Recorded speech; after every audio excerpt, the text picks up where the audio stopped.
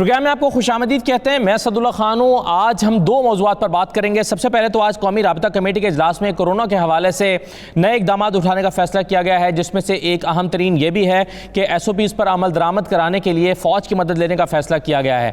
اب ظاہر ہے عوام سے شکوہ یہ ہے پرائم منسٹر کو اور ہماری قیادت کو کہ عوام ایس او پیز پر عمل نہیں کر رہے ہیں، تو عمل درآمد کو یقینی بنانے کے لیے اب فوج کی مدد لی جائے گی. اس کے علاوہ اسکول بند رکھنے کا فیصلہ کیا گیا ہے. عید تک آؤٹ ڈور ڈائننگ جو ہیں وہ بند رہیں گی، اور پھر 50% کام جو ہے وہ ورک فرام ہوم کی پالیسی سے جو ہے وہ کرنے کی ہدایت کی گئی ہے.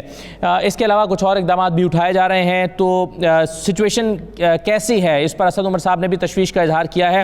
تو پروگرام کے پہلے حصے میں تو ہم اسی پر گفتگو کریں گے، اور دوسرے حصے میں ایک اور اہم موضوع ہے، اور وہ یہ ہے کہ اقلیتوں کے حقوق سے متعلق ایک رکنی کمیشن جو تھا شعیب سڈل صاحب کا، اس نے یکساں قومی نصاب میں شامل جو مسلم شخصیات کے حوالے ہیں اس کو نکالنے کی سفارش کی ہے، اور کہا ہے کہ اس کو صرف اسلامیات اور پاکستان سٹڈیز میں شامل کیا جائے. اس پر ہم گفتگو کریں گے ملک کی نہایت اہم شخصیات سے. لیکن پہلے اس سے میں بات کرنے کے لیے ہمارے ساتھ کیسر سجاد صاحب موجود ہیں، سیکرٹری جنرل ہیں پی ایم اے کے. بہت شکریہ ڈاکٹر صاحب، خوش آمدید. ڈاکٹر محمد مختار صاحب ہمارے ساتھ موجود ہیں، ماہر وبائی امراض اور vice chancellor National Skills University Islamabad کے. بہت شکریہ ڈاکٹر صاحب، خوش آمدید. اور اوریہ مقبول جان صاحب ہمارے ساتھ موجود ہیں، سینئر تجزیہ کار ہیں. سب سے پہلے میں آپ کو دکھا دوں جی جو آج پرائم منسٹر نے کہا ہے اس اجلاس میں کے بعد اس میں جو فیصلے ہیں اس کے بعد عمران خان صاحب کیا کہہ رہے ہیں، دیکھیے. پاکستانی فوج کو بھی کہا ہوا ہے کہ وہ اب ایس او پیز کو عمل میں لانے کے لیے وہ بھی ہماری لا انفورسمنٹ، ہماری پولیس کے ساتھ وہ اب سڑکوں پہ نکلیں گے. یہ اب سے لے کے عید تک اگر ایس او پیز کے اوپر چلیں گے تو ہمیں وہ قدم نہ اٹھانے پڑیں جو بدقسمتی سے اس وقت ہندوستان میں ان کو اٹھانے پڑ رہے ہیں، یعنی کہ شہروں کا لاک ڈاؤن کرنا پڑے گا. ویکسین اگر آج ہمارے پاس آ بھی جاتی ہے پھر بھی یہ 1 سال لگے گا اس کا امپیکٹ پڑنے پہ، کہ آج سے ہم ٹیکے لگانے شروع بھی کریں تو یہ نیچے آنے میں ٹائم لگے گا. اوریہ صاحب، سب سے پہلے میں ڈاکٹر صاحبان کے پاس آتا ہوں، لیکن آپ یہ بتائیے کہ جو انڈیا میں ہو رہا ہے، جو ہمارے انڈین میڈیا کے ذریعے سے اور انٹرنیشنل میڈیا کے ذریعے سے اور پھر سوشل میڈیا کے ذریعے سے ہم تک پہنچ رہا ہے، وہ بہت ہی خوفزدہ کر دینے والا ہے کہ ہسپتالوں میں بالکل گنجائش نہیں ہے اور ڈاکٹرز کے پاس وقت نہیں ہے کہ وہ کسی مریض کو چیک کریں، اور بہت سارے مریض جو ہیں وہ ایمبولینسز میں دم توڑ رہے ہیں، فٹ پاتھ پر اپنی باری کا انتظار کرتے ہوئے دم توڑ رہے ہیں، اور بڑی خوفناک قسم کی ویڈیوز آ رہی ہیں. یہ ہمارے یہاں اس کا خوف نہیں ہے، حکومت میں البتہ ہے اس کا. حکومت ڈری ہوئی ہے کہ اگر یہ پریشر ہسپتالوں پر آیا تو بہت برا ہوگا. کیسے آپ دیکھ رہے ہیں سچویشن کو سر اور حکومتی اقدامات کو؟ دیکھیں، دونوں کا مزاج ایک ہی طرح کا ہے ملکوں کا، دونوں کی پبلک بھی ایسی ہے، لیڈرشپ میں بھی کوئی خاص فرق نظر نہیں آتا. اللہ تبارک تعالیٰ کا کرم ہے کہ ہم کسی حد تک بچے ہوئے ہیں، ورنہ جو کچھ شروع میں ہوا تھا اور جس طرح اس کو ریلیکس کیا گیا، اور پھر اس کے درمیان پھر ایک اتنی بڑی پی ڈی ایم کی موومنٹ چلی، پھر اس کے درمیان گلگت بلتستان کے الیکشنز آئے، اور پھر اس کے بعد لوگوں نے سمجھا کہ شاید ہم کورونا کو بھگا دیا، جبکہ وارننگز موجود تھیں. اگر آپ اس کو ٹون ڈاؤن کرتے رہتے اور اس کو حساب سے چلتے رہتے تو آپ ایک بہت بہتر صورتحال میں ہوتے. آج اب صورتحال یہ ہے کہ لوگ جو ہیں، یہ جو آپ مر رہے ہیں نا لوگ، اس کا خوف کا امپیکٹ نہیں پڑ رہا، اس لیے کہ یہ دیکھیں ٹوٹل آپ جتنے بھی 100-150 بندہ مرے 22 کروڑ کے اندر، آپ اس کو کتنا نہ اس کو دکھا، اس کا امپیکٹ نہیں پڑ رہا. لوگ کہتے ہیں کیا ہو رہا ہے، کچھ بھی نہیں ہو رہا. یہ صورتحال ہے. کچھ لوگوں کو پتہ چلتا ہے، جن کا بندہ مرتا ہے وہ روز بڑھ جاتے ہیں. آپ نے شروع دن سے اس کے خوف کو اسٹیبلش نہیں کیا. جس کو سمجھتے ہیں ابھی ہم نے اتنا بڑا جناب کمپین چلا کے آئے ہیں، فلاں چلا کے آئے ہیں، یہ ہے اصل مسئلہ. اصل مسئلہ یہ ہے کہ آپ خود سنجیدگی کتنی دکھا رہے ہیں. آپ بھی نہیں دکھا رہے نا. آپ کا بھی مسئلہ یہ ہے کہ محنت کرتے ہیں، جان توڑ کے محنت کرتے ہیں، ڈاکٹرز بھی محنت کرتے ہیں. دوسرے اب سب سے زیادہ جو ہے وہ اس میں افیکٹ ہوئی تھی ڈاکٹرز کمیونٹی. اب ڈاکٹرز میں خوف ہے، ڈاکٹر اسپتال کے اندر جاتے ہوئے بھی اب ایک زمانے میں ڈرنے لگ گئے تھے. لیکن جنرل پبلک کو تو ہم نے خود چٹکیاں بجا بجا کے کہا کوئی بات نہیں نکلو، ورنہ اکنامیکلی ہم ڈسپیرٹی میں چلے جائیں گے، ہم یہ کر دیں گے، ہم تباہ و برباد ہو جائیں گے، ہمارا معاملہ آگے چلا گیا. اب اتنے 1 سال کے بعد دوبارہ لوگوں کو ٹون ڈاؤن کرنا. آپ کو یاد ہوگا کہ جب شروع میں ہوا تھا تو لوگ ایک دم خوفزدہ ہو گئے تھے، خاموش ہو گئے تھے، پہلی لہر میں ہو گئی تھی، چیزیں چل پڑی تھی. اب نہیں، حالانکہ یہ لہر سے ڈبل ہے. وجہ یہ ہے کہ ہم نے جسے پہلے میں کہتے ہیں چاکا کھول دینا، ہم نے خود چاکا کھول دیا ہوا ہے، کیونکہ لوگوں کو تو فیئر از دا کی. لوگوں کو تو نہیں پتا اس وقت 100 مرتے تھے یا 50 مرتے تھے. اچھا لیکن بالکل صحیح اور صاحب، لیکن ایک حیرت کی بات یہ ہے کہ اب لوگ یہ مانتے ہیں کہ ہر دوسرے گھر میں پیشنٹ موجود ہے، اب بات ہو رہی ہیں، لیکن شاید ایسا لگتا ہے کہ ان کو عادت سی ہو گئی ہے کہ وہ احتیاط نہیں کرتے، ماسک نہیں پہنتے، ہاتھ نہیں دھوتے، سینیٹائزر نہیں لگاتے، سوشل ڈسٹینسنگ کا خیال نہیں رکھتے. ڈاکٹر کیسر سجاد صاحب، جو اقدامات حکومت اٹھا رہی ہے آپ کے خیال میں یہ کافی ہیں؟ اور اب جو فوج کی مدد لینے کا فیصلہ کیا گیا ہے، یعنی حکومت چاہتی ہے کہ اب سختی سے عمل درآمد کرایا جائے ایس او پیز کے اوپر، اور اس قوم کو تھوڑا سا ڈسپلن سکھایا جائے اگر آپ نے کورونا کو فائٹ کرنا ہے تو. آپ کیسے دیکھتے ہیں حکومت کے اقدامات کو؟ بسم اللہ الرحمن الرحیم. بہت شکریہ آپ کا. دیکھیے میں یہ سمجھتا ہوں کہ حکومت جو بھی اقدام اٹھا رہی ہے شاید تھوڑا لیٹ اٹھا رہی ہے. اگر یہی اقدام ہم ڈے 1 سے کر رہے ہوتے، آپ لوگوں کو یاد ہوگا کہ جب یہ شروع میں ہوا تھا اور پاکستان میڈیکل ایسوسی ایشن 22 جنوری کو میں نے خط لکھ کر اور پریس ریلیز کے ذریعے متنبع کیا تھا کہ یہ بیماری چائنا کے شہر ووہانگ میں بہت تیزی سے پھیل رہا ہے اور 6 لوگ اس وقت انتقال کر گئے تھے اور 300 لوگ بیماری میں مبتلا تھے. اس وقت پاکستان گورنمنٹ کو ہم نے بتایا تھا 2020 میں، لیکن انفارچونیٹلی وہ شروع دن سے وہ اقدام نہیں ہو پائے. اب جس جگہ ہم کھڑے ہیں یہ بہت ہی خطرناک ٹائم ہے، اور یہی بالکل اسی طرح کی سچویشن انڈیا میں ڈیولپ ہوئی جہاں پہ یہ اب دوسری لہر چل رہی ہے انڈیا میں. اور وہاں پہ لوگوں نے یہی سوچا جب 200 اور 300 کے کیسز روزانہ کے رجسٹرڈ ہو رہے تھے.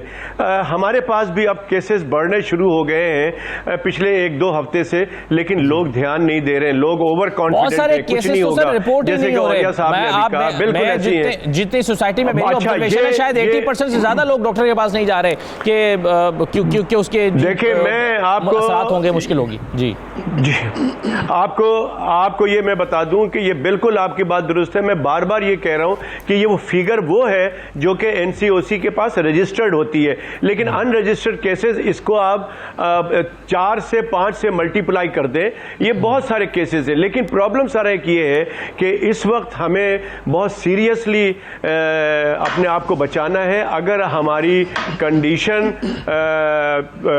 انڈیا کی طرح نہ ہو جائے کہ ہمیں اس طرح سے بچنا ہے جو کہ ہمیں لگ رہا ہے کہ آگے کچھ ہفتوں میں یہ ہم انڈیا کی طرف جو سچویشن ہے ہم اس طرف جا رہے ہیں. اس کے لیے ضروری یہی ہے کہ حکومت ہم بالکل اللہ نہ کرے ہماری تمام باتیں جھوٹ ہو جائیں، لیکن غلط ہو جائیں، لیکن ہمیں پریکٹیکلی یہ صرف سوچنا نہیں ہے، ہمیں عمل درآمد کرنا ہے. اب گورنمنٹ کو چاہیے تھا کہ شروع دن سے جو ہے یہ ڈسپلن والی بات جو کی گئی ہے اس پہ عمل درآمد کراتی، حکومت ایس او پیز پہ عمل درآمد کراتی. لیکن کچھ لوگ یہ ایکسپیکٹ کر رہے تھے کہ جتنی خوفناک ڈاکٹر صاحب جتنی خوفناک یہ لہر ہے، کچھ لوگ ایکسپیکٹ کر رہے تھے کہ شاید لاک ڈاؤن کا فیصلہ کرے حکومت 15 دن کے لیے تاکہ سائیکل بریک ہو سکے، لیکن چونکہ شاید عید بھی آ رہی ہے، کاروباری لوگوں کا پریشر بھی ہے، تو اس لیے گورنمنٹ نے یہ فیصلہ نہیں کیا. لیکن میں آپ کو اسد یہ بتا دوں کہ یہ الٹیمیٹلی یہی کرنا پڑے گا. میں سمجھتا ہوں کہ پاکستان میڈیکل ایسوسی ایشن یہ سمجھتی ہے کہ اگر آپ کو فوج بلوا کے کرفیو لگانا پڑے اپنے لوگوں کی جان بچانے کے لیے تو بھی حکومت کو کرنا چاہیے. ہمارے نزدیک سب سے امپورٹنٹ چیز اور سب سے پرائرٹی والی چیز جو ہے وہ جان ہے. اگر آپ کی جان بچی رہے گی تو آپ کاروبار بھی کریں گے، آپ کے بچوں کی تعلیم بھی ہوگی، آپ روٹین کے تمام چیزیں کر سکیں گے، لیکن آپ کی جان ہی نہیں رہے گی تو آپ کچھ بھی نہیں کر سکیں گے. تو لہٰذا میں سمجھتا ہوں کہ حکومت کو پرائرٹی جان کی دینی چاہیے، جان بچانے کے لیے ہر اقدام کرنا چاہیے. بالکل صحیح ہے، جان امپورٹنٹ ہے، باقی کام ہو جائیں گے. ڈاکٹر مختار صاحب، سر یہ بتائیے، آج پرائم منسٹر نے کہا کہ اگر ایک تو پوری دنیا کو ویکسینیشن کی کمی کا سامنا ہے، بھارت میں ہو رہا تھا لیکن وہاں پر اپنے حالات بڑے خراب ہیں، وہاں سے کچھ آ رہی تھی، ہیلپ مل رہی تھی دنیا کو. اب یہ بتائیے کہ پرائم منسٹر کہہ رہے ہیں کہ اگر آج بھی ہم ویکسینیشن تمام لوگوں کو دیتے ہیں تو 1 سال لگے گا اس کا امپیکٹ لانے میں. کیا یہ درست بات ہے؟ اور واقعی 1 سال تک یعنی ہم ویکسینیشن کرا کے، کیونکہ کچھ لوگوں کے ذہن میں یہ آئے گا کہ اگر ہم ویکسینیشن کرا بھی لیں تو شاید ہمیں 1 سال تک مصیبت جھیلتے رہیں گے، لیکن کچھ لوگوں کے ذہن میں، جیسے ہمارے ذہن میں یہ تھا کہ اگر ویکسینیشن ہو جاتی ہے تو سائیکل بریک ہو جائے گا. جی ڈاکٹر صاحب. دیکھیں جی اسد اللہ خان صاحب، بہت مہربانی. ایک تو بات یہ ہے کہ میرے خیال میں اوریا صاحب نے جو بات کی جو ہے نا یہ اللہ کا کرم ہے ہم لوگوں پر. اور ویکسین بھی ابھی تک ہم شور نہیں ہیں کہ ویکسین کتنا پروٹیکٹ کرتی ہے اور کیا ویکسین وائرل ٹرانسمیشن کو روکتی ہے یا نہیں روکتی. اس وقت almost 90 vaccine clinical set up میں آ گئی ہیں اور تقریباً 184 ویکسین انڈر ڈیولپمنٹ ہیں. اب اس کا ہمیں جو ہے نا میرے خیال میں ویکسین سے زیادہ جو ہے نا ہمیں اس پہ فوکس کرنا چاہیے کہ ہم کیسے اس کا اوور آل، جیسے کہ یہ بات ہو رہی تھی کہ اس ڈیزیز کا سرکل ہم توڑ سکتے ہیں. اور ایک بار سینٹر فار ڈیزیز کنٹرول کے جو ڈائریکٹر ہیں انہوں نے بڑا کلیئرلی کہا، انہوں نے کہا یار میں ویکسین لینے سے بہتر سمجھوں گا کہ میں فیس ماسک پہن لوں. اب ویکسین کا بینیفٹ بہت ہے، وہ ایسے ہے کہ ہماری باڈی ٹرین ہو جاتی ہے کہ اگر ایک انسان نے ویکسین لی ہوئی ہے، اگر اس کو وائرل انفیکشن ہوتی ہے تو کم از کم اس کی انٹینسٹی اس میں کم ہوگی. انفیکشن ہوگی لیکن انٹینسٹی اس میں، کیونکہ یہ بھی رپورٹس آ رہی ہیں کہ وہ لوگ جو ویکسینیٹڈ ہیں ان کو بھی وائرل انفیکشن ہو رہی ہے. اور کچھ ویکسینز ایسی بھی ہیں جن کے سائیڈ ایفیکٹ بھی آنا شروع ہو گئے ہیں. تو دس از اے ویری کمپلیکس سینیریو، کیونکہ میں I think I am Umang the few people in the country جو کہ امریکہ میں 20 سال بیٹھ کر IRB ایک سیٹ اپ ہوتا ہے جسے ہم انسٹیٹیوشنل ریویو بورڈ کہتے ہیں. اس میں بیٹھ کر جتنی بھی نئی میڈیسن ڈیولپ ہو رہی ہوتی ہیں ان کو ہم تھارولی دیکھتے ہیں. اور مجھے تو اس پر بھی بڑا ایک آئی ایم ویری ایک کنفیوژن والی سچویشن ہے کہ ہمیں فوکس کرنا چاہیے، نیرو ڈاؤن کرنا چاہیے پوری دنیا کو بھی کہ ہم ایک اسپیسیفک نمبر آف ویکسینز کو آگے لے کے آئیں. اب امیجن کریں جب 200 ویکسین ہوں گی اس میں، سو ہو ول ڈیسائیڈ کہ کون سی ویکسین اچھی ہے اور کون سی ویکسین سے بینیفٹ ہو سکتا ہے. بہرصورت یہ جو پرائم منسٹر صاحب کی بات ہے کہ اگر ہم لیٹ سے کہ if we vaccinate more than 70% of the people تو ایٹ لیسٹ اس ڈیزیز کے جو جسے ہم فیٹل ایفیکٹ کہتے ہیں، جو ڈیتھس ہو رہی ہیں، وہ کم از کم اس میں ریڈکشن ضرور ہوگی. لیکن یہ انفیکشن جو ہے نا سرکولیٹ کرتی رہے گی اور اس کا واحد حل یہی ہے کہ اس کا سرکل بریک کیا جائے. صحیح. اور آپ یہ سمجھتے ہیں کہ ماسک پہننا سب سے امپورٹنٹ ہے اور وائرس کو خود سے پہنچنے سے روکنا بڑا امپورٹنٹ ہے، سب سے زیادہ امپورٹنٹ چیز یہ ہے. تو ایسے سینیریو میں ایک چھوٹا سا بریک لیتے ہیں جی، بریک کے بعد واپس آتے ہیں. اسد عمر صاحب کیا کہہ رہے ہیں اور کس طرح سے ایک خطرناک سی سچویشن جو ہے اس کی طرف اشارہ کر رہے ہیں. ایک بریک لیتے ہیں جی، بریک کے بعد واپس آ کے اس پہ بات کرتے ہیں.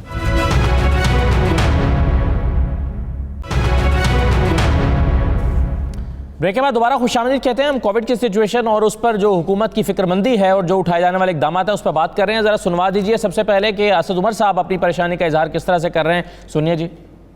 اس وقت صورتحال یہ پیدا ہو گئی ہے کہ ملک کی پوری پیداواری صلاحیت جو ہے آکسیجن کی، ہم اس کے 90% کے اوپر جا چکے ہیں. آکسیجن کی سپلائی کو اور مزید کیسے بہتر کیا جا سکتا ہے جلد از جلد، اور باہر سے بھی اگر ہمیں درآمد کرنی پڑے تو آکسیجن کا انتظام بہتر کیا جائے.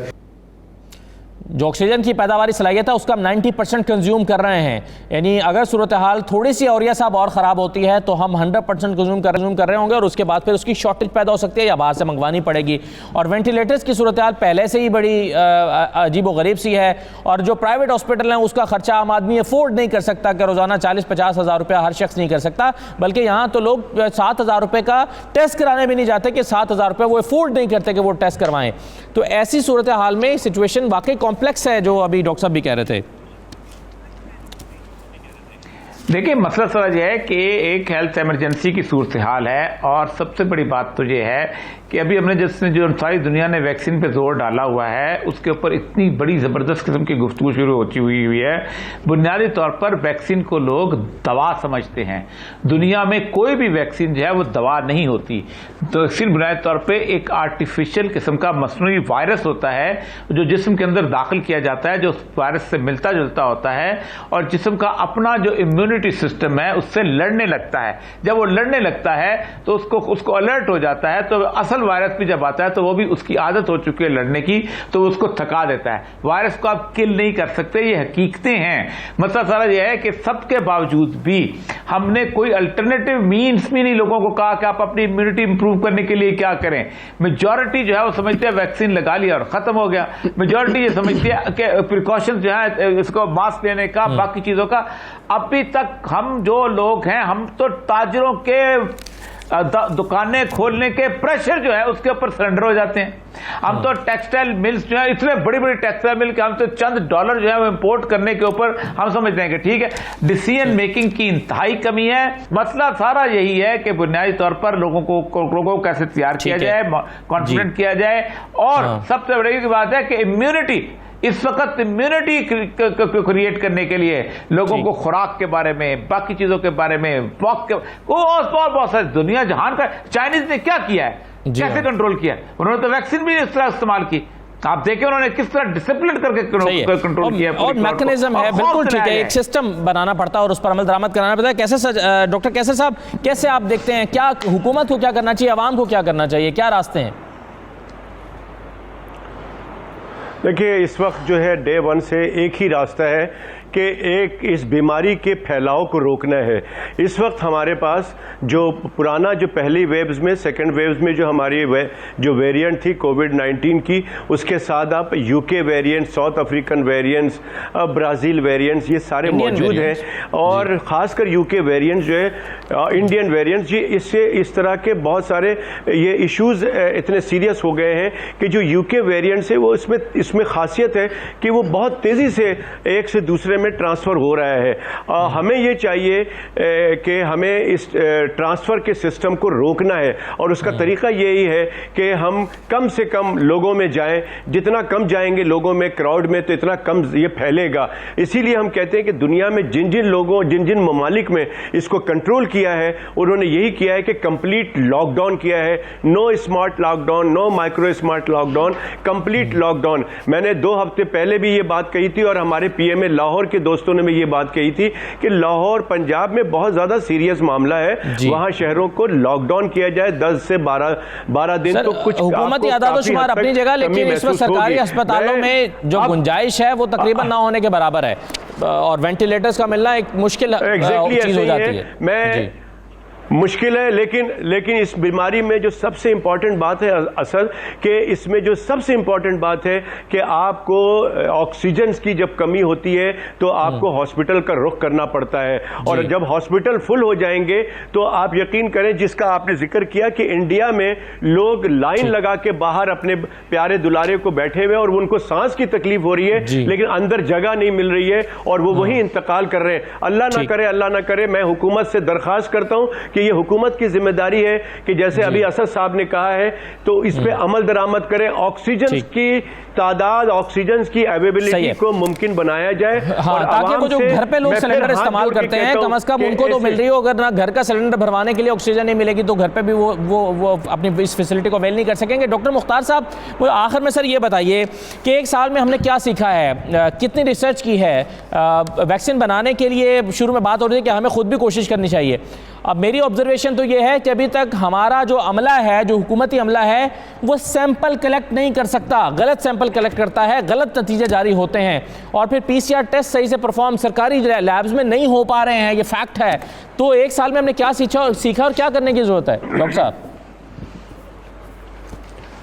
دیکھیں جی, یہ آپ بالکل صحیح فرما رہے ہیں, ایسی رپورٹس ہیں, لیکن میں دیکھتا ہوں کہ برائٹ آسپیکٹ جو ہے نا, دیکھیں نہ صرف پاکستان نے بلکہ پوری دنیا کے, کیونکہ ہمارے ساتھ ڈاکٹر صاحب تشریف رکھتے ہیں. اب دیکھیں ہمارے میڈیکل جو کالیگس ہیں, جو پیرامیڈیکل سٹاف ہے, ان میں انفیکشن ٹرانسمیشن بہت کم ہو گئی ہے. اٹ مینس کہ وہ اس چیز کو سیکھ چکے ہیں کہ کس طریقے سے پرسنل پروٹیکٹیو اکوپمنٹ کو یوز کرنا ہے. This we should be proud of them, کیونکہ انہوں نے جو ہے نا دے لرن بائی ایکسپیرئنس. اور جہاں تک ویکسین کا تعلق ہے, I very much support this one, کیونکہ انڈیا کا جو سیرم انسٹیٹیوٹ ہے وہ دے manufacture vaccine even for most of the other countries in the world. تو پاکستان کو اس سال ہمارے بجٹ میں it will be my humble submission also کہ ہمیں چاہے اور سائٹ پہ خرچ کریں یا نہ کریں we should put a heavy investment into that one کہ ہم انڈیجنائز انڈیجینس ویکسین مینوفیکچرنگ کا جو ہے نا مؤثر تجویز آپ نے پیش کیا ڈاکٹر صاحب کہ گورنمنٹ کو اس پر بجٹ دینا چاہیے, اس پر ریسرچ ہونی چاہیے, انڈیپینڈنٹ ہمیں ہونا چاہیے. بہت شکریہ ڈاکٹر مختار صاحب, ڈاکٹر کیسر سجاد صاحب پروگرام میں شرکت کرنے کے لیے. اوریا صاحب ہمارے ساتھ موجود رہیں گے, ایک چھوٹا سا بریک لیتے کے بعد واپس آئیں گے تو ایک اور اہم ایشو کی طرف بڑھیں گے, اور معاملہ یہ ہے کہ اقلیتوں کے حقوق سے متعلق ایک رکنی کمیشن جو شعیب صدر صاحب کا تھا, انہوں نے یکساں قومی نصاب میں شامل جو مسلم شخصیات کے حوالے ہیں اس کو نکالنے کی سفارش کی ہے اور کہا ہے کہ اس کو صرف اسلامیات اور پاکستان اسٹڈیز میں شامل کیا جائے. اس پر ہم ایک ڈیبیٹ کریں گے, ہمارے ساتھ رہیے. بریک کے بعد واپس آتے ہیں.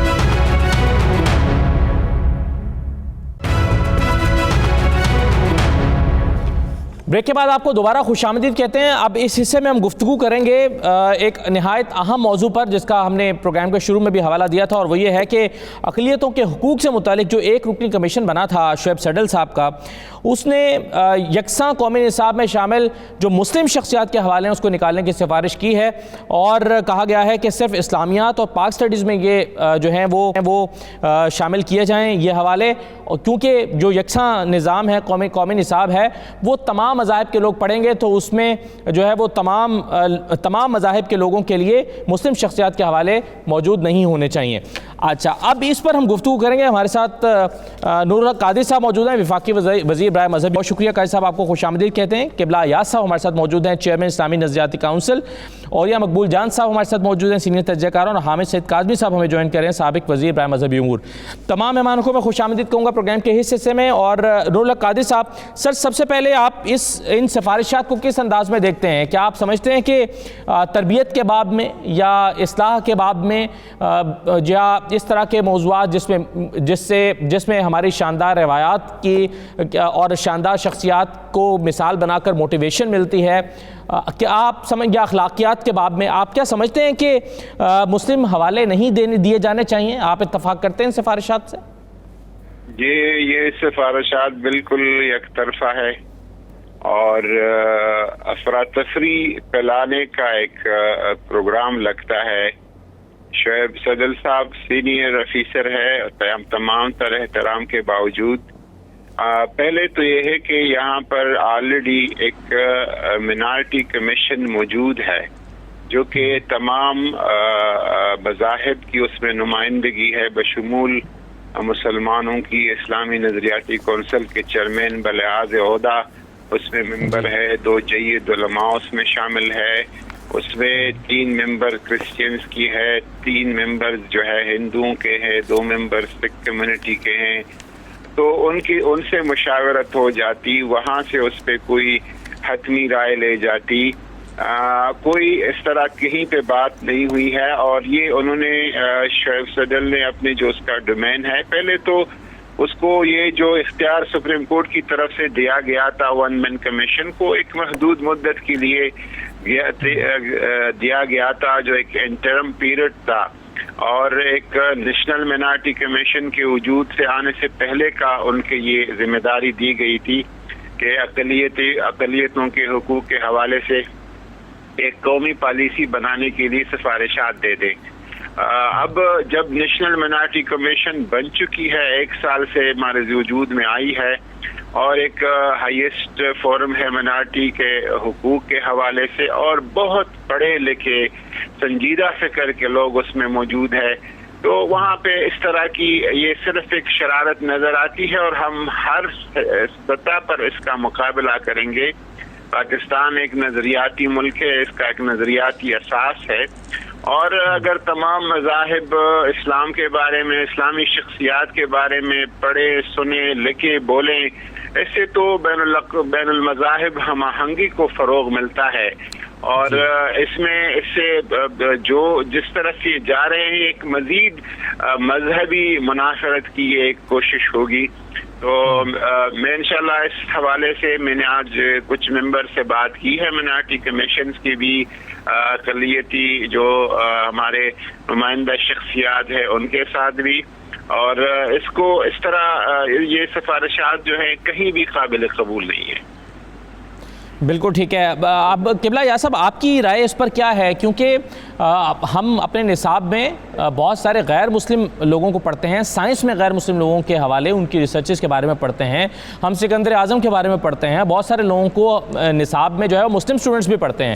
تو اگر ایسے موضوعات پر جو غیر مسلم طلباء ہیں وہ بھی پڑھ رہے ہیں اور مسلم شخصیات کے حوالے موجود ہیں, تو آپ سمجھتے ہیں اس میں کوئی مذاکرہ ہے سر؟ بسم اللہ الرحمن الرحیم. بہت اچھا سوال آپ نے پیش کیا ہے.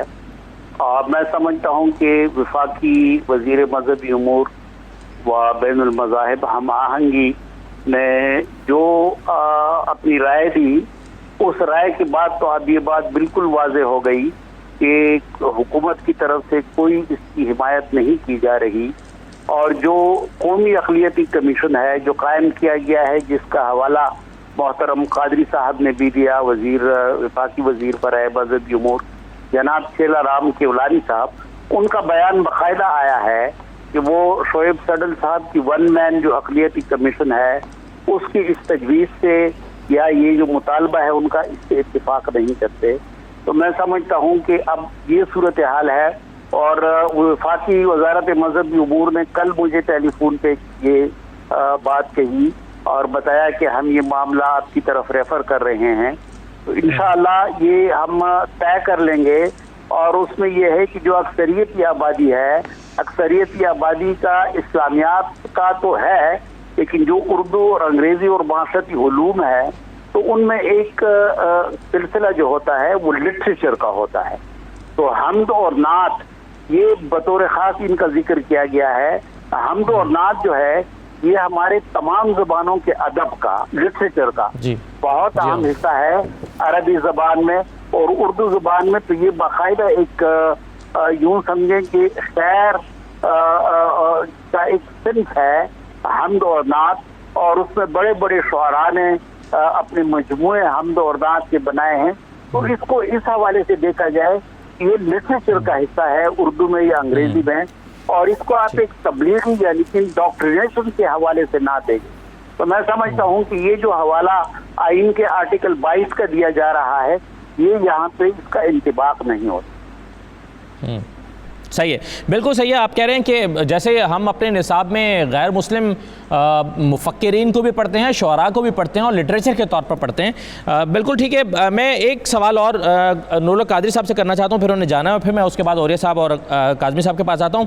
بھائی صاحب, آپ چونکہ بین المذاہب ہم آہنگی کے حوالے سے بھی بڑے متحرک ہیں اور کردار ادا کرتے ہیں, اور آپ نے کہا کہ آپ کی جو مائنورٹی کمیشن ہے اس کے کچھ ممبر سے بات بھی ہوئی ہے, کیا آپ کی اس میں شامل غیر مسلم ممبر سے بھی بات ہوئی ہے, اور کیا وہ بھی اس سے متفق ہیں کہ اس میں کوئی حرج نہیں ہے کہ مسلم جو شخصیات ہیں ان کے حوالے نصاب کا حصہ ہوں؟ جی, میری چیئرمین صاحب سے بات ہوئی تھی اور انہوں نے بھی یہی کہا کہ ہم یہاں پر بجائے اس کے کہ نان ایشوز کو ہم چھیڑیں, اور انہوں نے باقاعدہ استفسار کیا تھا ایجوکیشن منسٹری سے. تو انہوں نے کہا تھا کہ جو کوسچنز ہوتے ہیں ایگزام کے یا پیپرز ہوتے ہیں ان میں تو اقلیتوں کے لیے اس حوالے سے پوچھا ہی نہیں جاتا, یا جو ان کو پڑھایا جاتا ہے ان کے اپنے مذہب کی چیزیں پڑھائی جاتی ہے. تو اس حوالے سے ایک غور اور تدبر اور فکر کی ضرورت ہے. اور اصل بات یہ ہے کہ یہ ایشو ایسے موقع پہ آ گیا ہے, یہ شعیب صدل کا یہ سفارشات اور یہ رپورٹ, میں اس کو شرنگیز اس لیے کہتا ہوں, اور ایک پورے پتہ نہیں کیا اس کے پیچھے محرکات ہیں. ایک پرائم منسٹر صاحب بار بار یہ کہہ رہے ہیں, اور میرے سامنے کئی دفعہ کیبنٹ میں مختلف میٹنگز میں شفقت محمود صاحب کو وزارت تعلیم کو کہہ رہے ہیں کہ 7ویں سے 10ویں جماعت تک سیرت النبی صلی اللہ علیہ وسلم کو باقاعدہ نصاب کا حصہ بنائیں, اسلامیات کے بغیر اس کو باقاعدہ نصاب کا حصہ بنائیں. ویسے موقع پر اس طرح ایک چیز کو ہوا دینا, کڑا کر دینا, اور سپریم کورٹ کا سہارا لے کے سپریم کورٹ سے بھی میری گزارش ہے کہ ایسی چیزوں کی طرف نہ جائیں, اور میری ایک مؤدبانہ گزارش ہوگی سپریم کورٹ کا سہارا لے کر اس طرح کی چیزوں کو امپلیمنٹ کرنے کی کوشش ہم کامیاب نہیں ہونے دیں گے جب تک اس پر ایک کمپلیٹ مشاورت تمام مکاتب فکر, مذاہب, ادیان اور ان کے رہنماؤں سے نہیں ہوتی. صحیح ہے. اور آپ کا نقطہ نظر یہ ہے کہ اگر نصاب میں تمام مذاہب کے اسٹوڈنٹس جو ہیں وہ مسلم مفکرین کے اور جو مسلم حوالے ہیں وہ پڑھتے ہیں تو اس سے بین المذاہب ہم آہنگی کو فروغ ملتا ہے نہ کہ اس کو نقصان پہنچتا ہے. یہ آپ کی رائے ہے؟ میں تو یہی کہتا ہوں کہ حضور رحمت اللہ للعالمین صلی اللہ علیہ وسلم یا عہد فاروقی کو اگر کوئی تعصب کو چھوڑ کے پڑھے اور سنے اور اس تعلیمات کی طرف اس مطالعے میں جائے تو یہ تو ایک ہم آہنگی کی اور محبتوں کی طرف لے جائے گا پورے ماحول. رائٹ سر, بالکل صحیح ہے. میں بہت شکریہ سر آپ کا. میں اوریہ صاحب اور کاظمی صاحب کا بھی موقف اس پر لیتا ہوں, لیکن سر بریک لے لیں, بریک کے بعد واپس آتے ہیں. ہمارے ساتھ رہیے.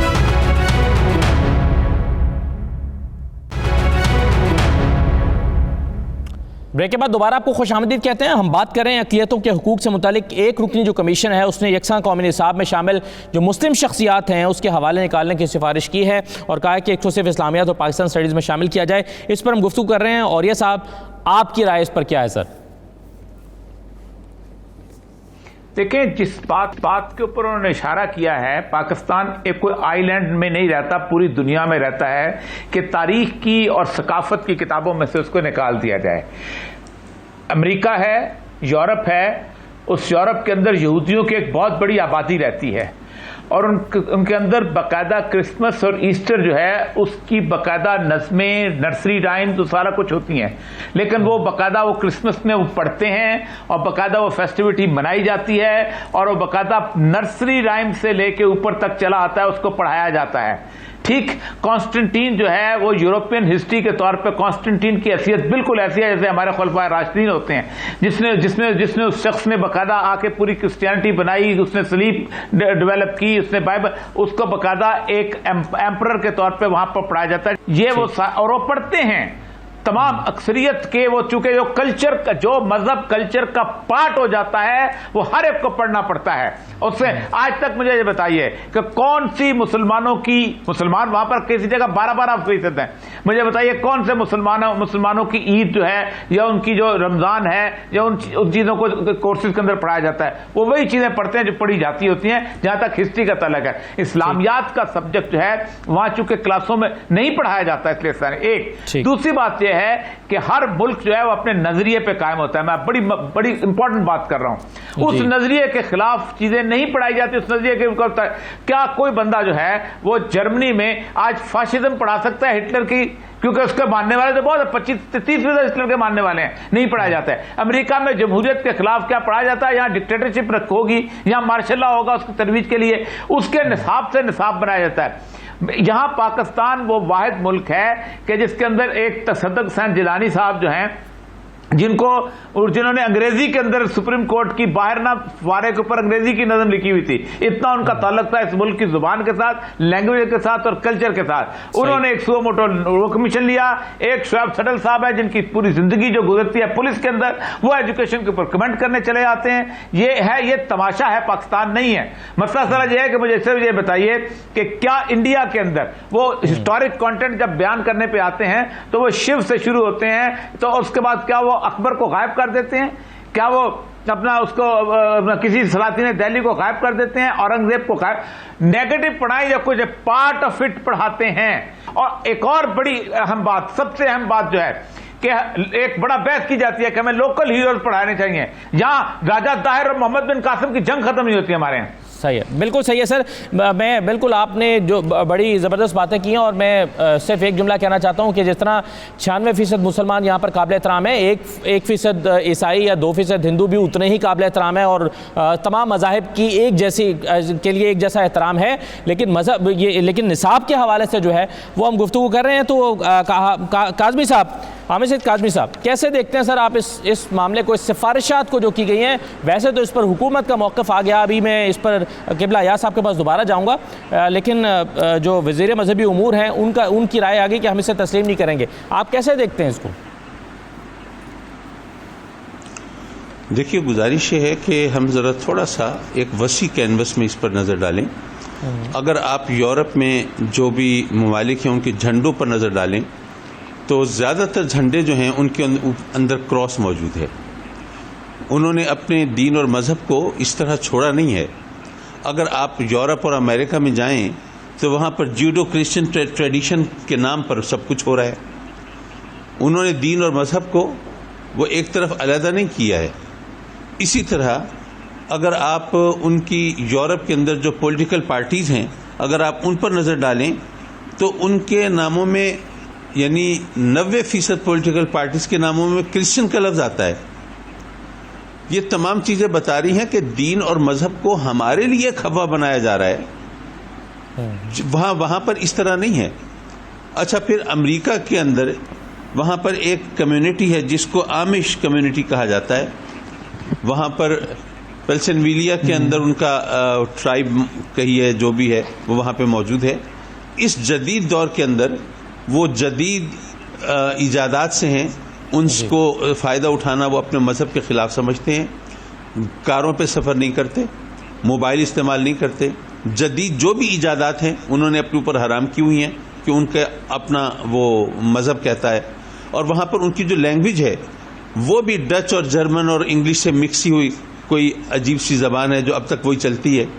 کسی نے ان کو کرٹیسائز نہیں کیا کہ جناب یہ 21ویں صدی کے اندر یہ 16ویں 14ویں صدی کی باتیں کر رہے ہیں, یہ کیا مسئلہ ہے.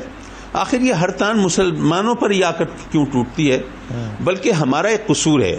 میں چونکہ میرا ایک دینی مذہبی روحانی پس منظر ہے اور دینی اداروں سے بھی میرا تعلق ہے تو اس پس منظر میں کہوں گا کہ آپ یہ دیکھیے, میں یہ تمام باتیں اس لیے کر رہا ہوں کہ ہم لوگوں کو یہ بتایا جاتا ہے کہ نہیں جناب یہ دین اور مذہب کو ہم نے حوا بنایا ہوا ہے, ہم نے اپنے اوپر مسلط کیا ہوا ہے, ورنہ دنیا ان تمام چیزوں سے آگے چلی گئی ہے.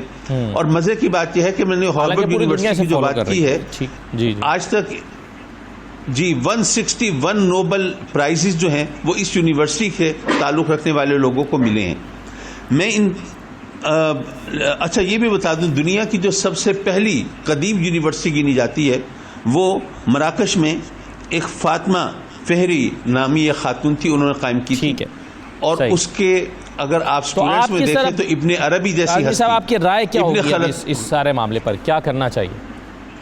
میرے کہنے کا مطلب یہ ہے کہ جناب آپ یہاں پر جب آئنسٹائن کی بات کرتے ہیں تو ساری دنیا کو پتا ہے کہ وہ یہودی تھا, لیکن یہودی ہونے کی وجہ سے اس کے سائنس اور اس کے علم کی نفی نہیں کرتے.